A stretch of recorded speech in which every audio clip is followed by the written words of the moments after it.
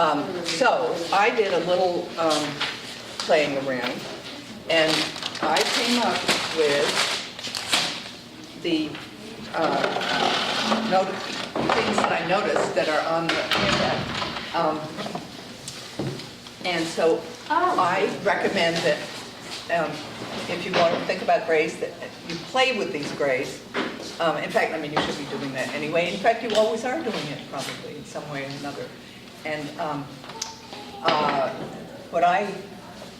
the important things I came up with were how radically different these mixes are depending on the paper. I know I'm not saying anything that everyone else hasn't discovered for themselves, but radically different. And you could just look at these different papers. What are they?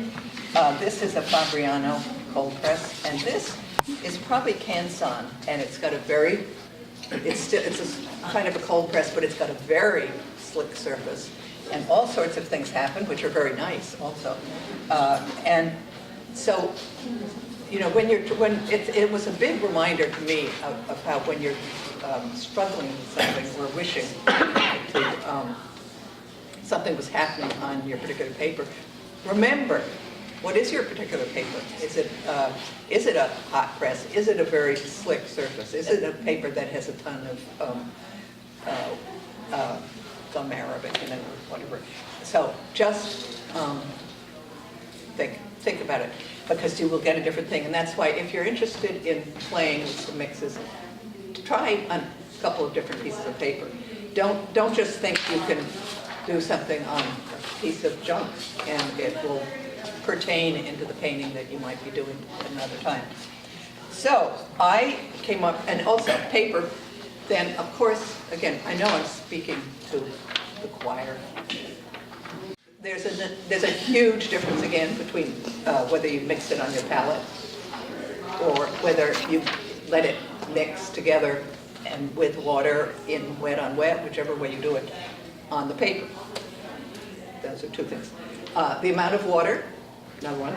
The timing, another thing. I was also very struck by some things I would do, and I'd think, ooh, that's not working, and then I would go back, you know, get a cup of tea or something and say, I guess that didn't work. I'd come back and I'd say, wow, it worked. That's lovely. Timing. And that is another thing for everything. That goes for everything. And then how much of the first tint wash was touched by the second. In other words, if there are places, let me see if I have a good example. I don't really have a good example, but because I sort of stopped. But this is not a good example because I'm not ending up with a gray at all. But when you have a little bit here, this is cobalt and light red. This is light red and cobalt. In other words, put one down and then the other.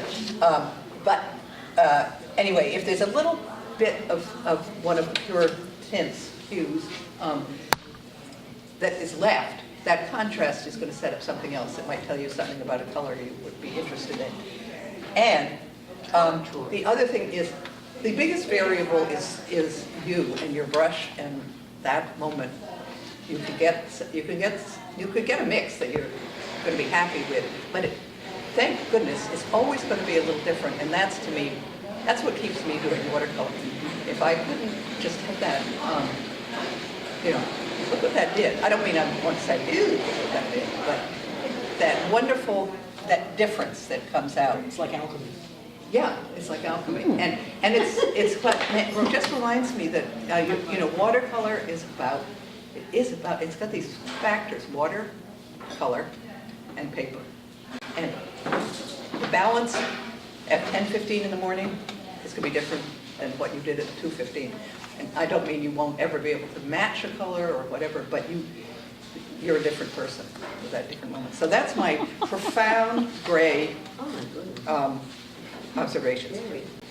Then, the second part of today, you have these setups, which I was forced to do because I was the beneficiary of a couple of tulips.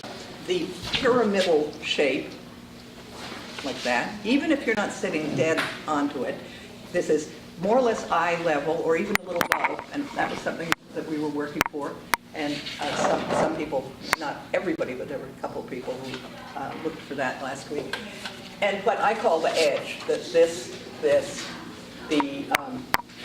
edge of the, which is in so many other things. It can be a table, it can be a shelf, it can be whatever.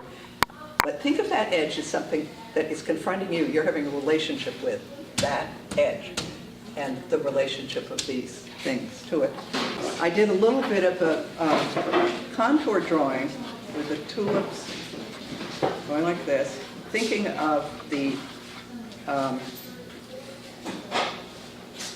pyramidal center, the fruits sort of support that like a little buttress. And then,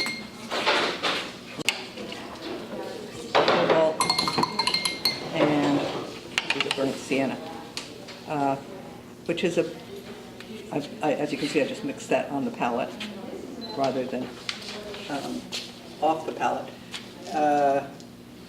When you have a moment, if you want to look at some of these and check what's on the palette, what's not, you can go over that.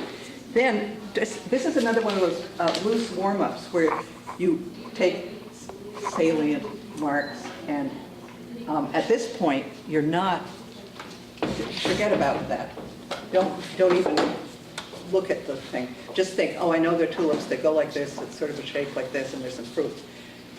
I started saying, okay, there's fruits here, they're going out here. You can even make this up and not even have any idea, you cannot look at this at all. And what is happening, and this may not work, but what is happening, as I mentioned, what's the point, is that you are pre-critiquing, you're pre-editing, even before you go about what's going on really on the wall there. So that you're saying, oh, I want, I need a little balance here. I need, this value would be good to have here. And then, oh, that makes me think, why not get this up here? I'm not being very careful on this, but I'm trying to say that you are editing before you're painting. And so you are making decisions, which then, if you get to doing this in another way, you'll have already you've got a map, or at least a mental map. And it may, or it may not. That's why I say, what's the point? I'm very willing for this to be a failure. And then we'll see why it's a failure. So, this is something good for feedback. The next step on this is to see if you can make a little path of drippiness. I'm going to put a whole bunch of them here. And so see if with a lot of water you can let this kind of travel. I'm not sure. Talking about this and doing it at the same time is hard. And I'm trying to, I may have to show you, where I just let these things just ooze down. They've described contours and placements, and then you feel, or you don't, how should they, how should I get this weight of value down here, if that's what you feel called for. And maybe I want this really to travel right through here, up here, and like that. I mean, it may not be what I want, but there are... Quite wonderful. It's probably it's the best thing I've done in a week. If you feel called to play a little with the grays while you do this, go ahead and have fun with the grays. But this making a little pathway for it is another compositional thing. It's not necessarily the way you're going to paint, though it may be the way some people paint, definitely. But you may get almost like a natural composition, and then you don't have to do anything. You could just give it over.